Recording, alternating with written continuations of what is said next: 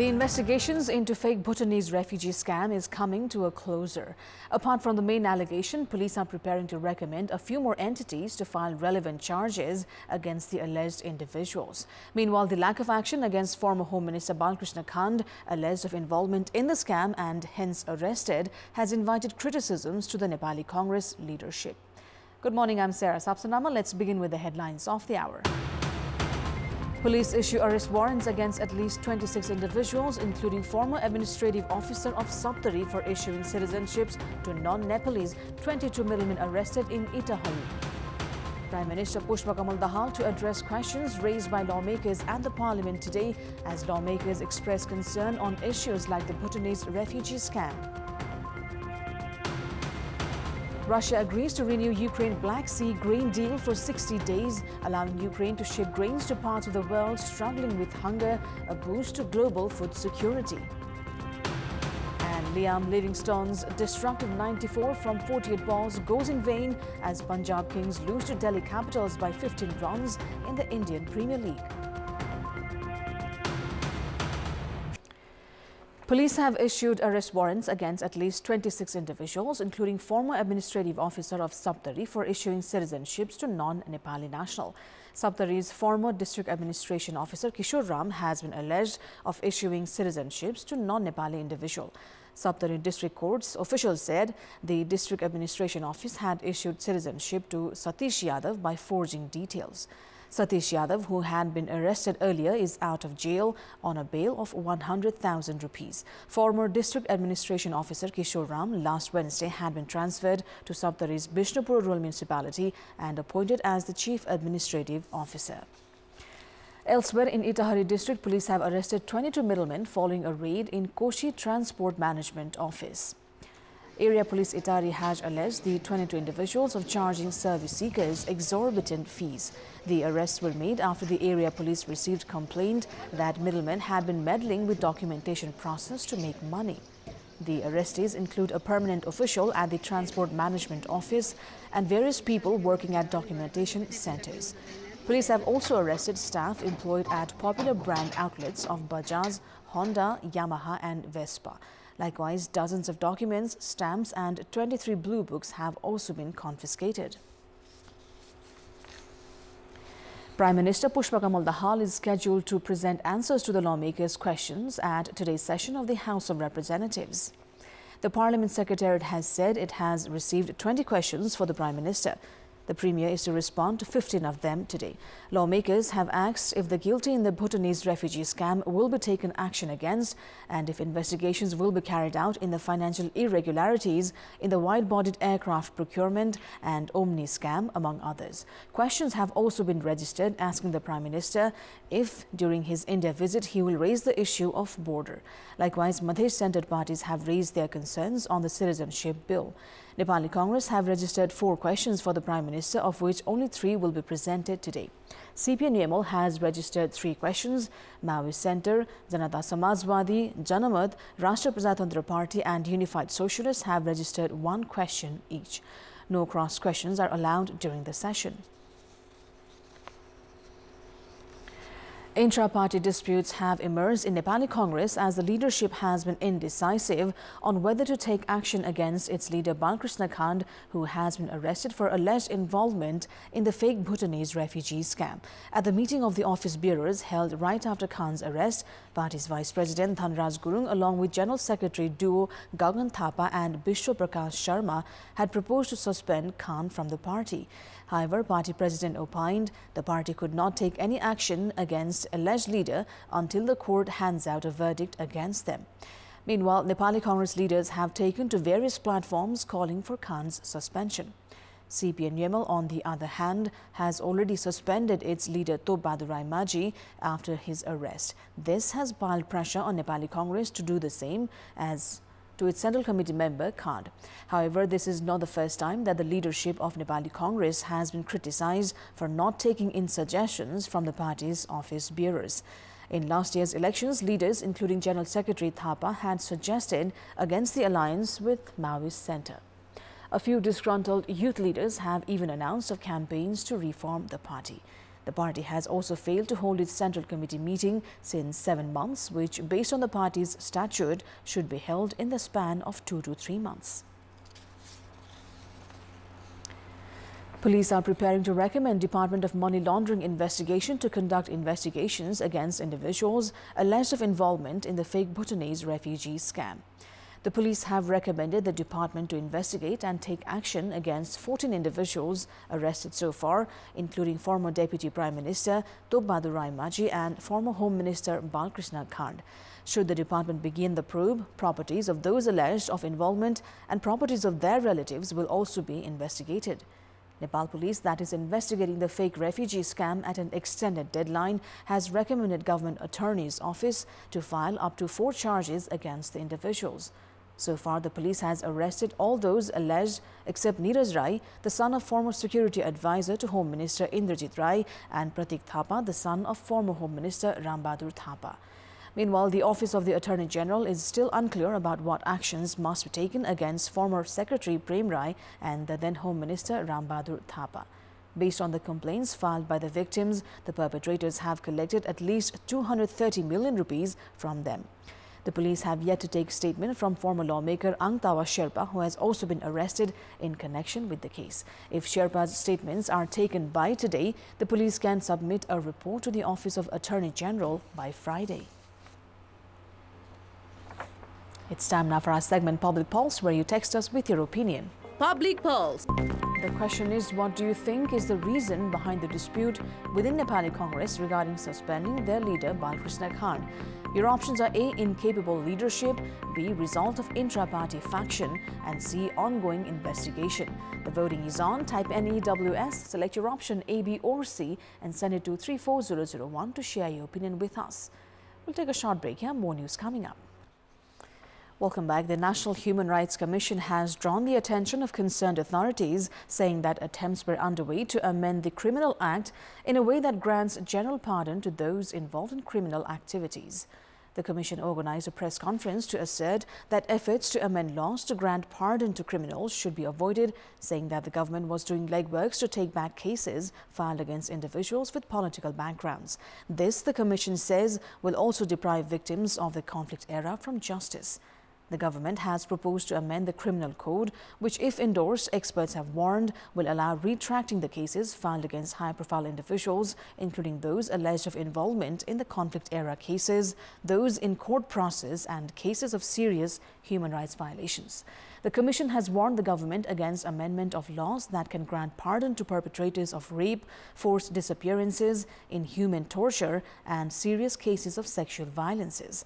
Referring to the fake Bhutanese refugee scam, the Commission has also concluded that those in authority have abused their powers. In our Public Voice segment, we've asked people in several provinces regarding the topics that must be included by the government in the budget of the upcoming fiscal year. Let's take a look at what they had to say. Public Voice. गरिबी निवारणमा बढी प्राथमिकता दिनुपर्छ पर्यटन र जडीबुटी जलस्रोत र उत्पादनमूलक क्षेत्रलाई चाहिँ विशेष कार्यक्रम बनाएर गयो भने पढ्दै र काम गर्दै गर्ने त्यस्तो अवसर चाहिँ त्यस्ता कार्यक्रमहरु त्यस्ता प्रोग्रामहरुमा चाहिँ विद्यार्थीलाई इन्भल्भ गराइदियो भने चाहिँ त्यसले चाहिँ प्लस पोइन्ट हुन्थ्यो। न्यूनतम आधारभूत आवश्यकता सम्बोधन हुने खालको बजेट नीति तथा कार्यक्रममा समावेश हुनुपर्छ। शिक्षा क्षेत्र सुधार गर्नको लागि ठोस कार्यक्रम ल्याउनु पर्छ। लङ टर्म भिजन बनाएर अहिले भइरहेको चाहिँ तपाईको चाहिँ अनगोइङ जुन डेभलपमेन्ट एक्टिभिटिजले चाहिँ प्रभाव पारिरहेको छ भने त्यसलाई टाइमै कन्ट्रोल गरेर जनताहरुलाई निशुल्क स्वास्थ्यको पहुँचमा पुर्याउनु पर्छ। पहिलो प्राथमिकताको रूपमा चाहिँ अर्थतन्त्रलाई नि लिनु पर्छ। दलीय हिसाबले हैन समग्र नागरिकहरुलाई चाहिँ सम्मान हुने हिसाबले चाहिँ नीति तथा कार्यक्रम ल्याउनु पर्यो।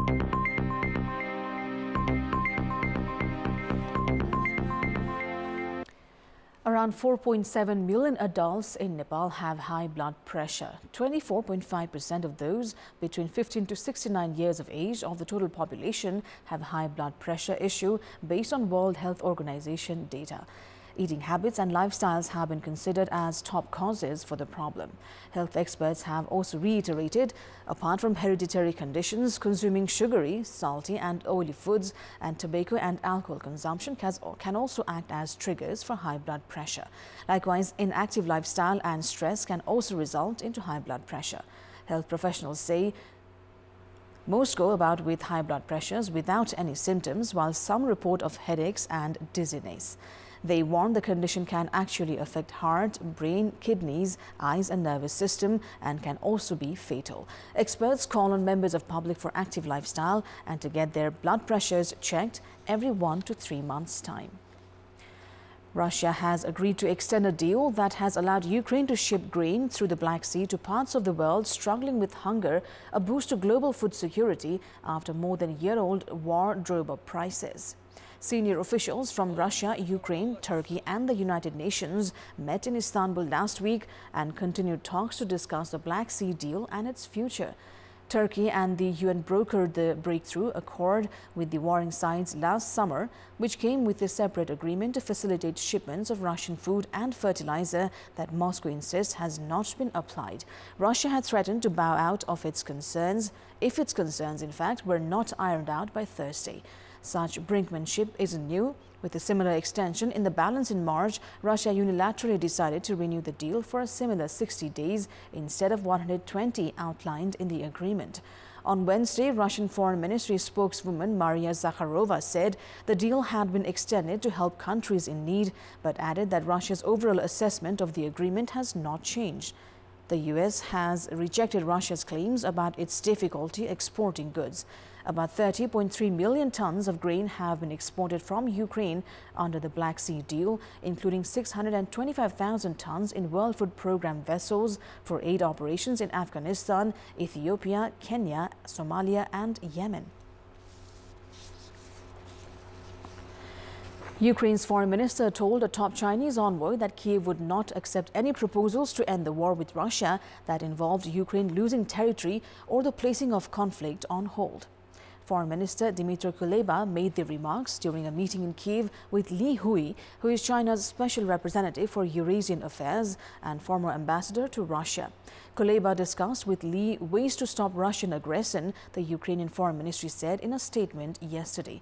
Restoring a just peace in Ukraine depended on respect for the sovereignty and territorial integrity of Ukraine, Kuleba said, according to the statement. Li was in Kyiv on Tuesday and yesterday seeking to promote Beijing-led negotiations to resolve the conflict.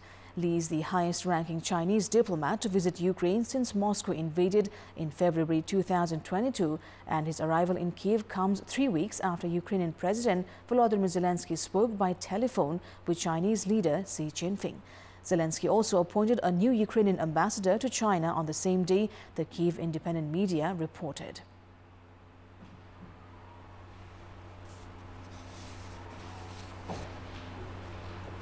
We've got more news coming up, but right now it's time for yet another short break. Welcome back. It's time now for the sports update. Sports news brought. Manchester City delivered a relentless performance laced with outstanding quality of overpower in fact, holders Real Madrid and reached the Champions League final against Inter Milan in Istanbul. City have lost 2 previous semi-finals to Real, but they made no mistake here at a joyous Etihad Stadium to now stand 1 step away from claiming the trophy that has always stayed tantalizingly out of reach for Pep Guardiola's team. Their display in a magical first half in particular will live long in the memory, as the masters of this tournament were left bewildered by City's brilliance. It maintained a seemingly unstoppable march towards a treble of Champions League, Premier League, which can be won with victory at home to Chelsea on Sunday, and the FA Cup, where they play Manchester United in the final at Wembley.